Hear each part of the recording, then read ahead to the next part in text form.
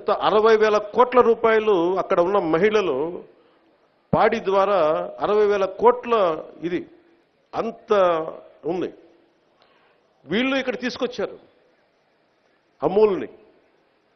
గత ప్రభుత్వం దారుణంగా చిత్తూరులో కానీ మిగతా చాలా జిల్లాల్లో పాడి పరిశ్రమ అంటే ముఖ్యంగా డైరీస్ని చంపేశారు. గవర్నమెంట్ డైరీస్ని.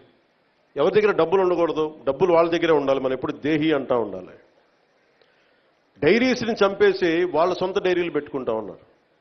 ఈరోజు మనం నిర్మించిన 12,500 ఈ గోకులాలు కానీ, భవిష్యత్తులో నిర్మించబోతున్న ఇంకొక 20,000 గోకులాలు కానీ, అవి ఒకటి 2 కానీ 4 కానీ 6 ఆవులు కానీ పాడి చేసుకునే ఏవైనా సరే కనీసం 2 ఉంటే ఒక 1,000-2,000 పెరుగుద్ది.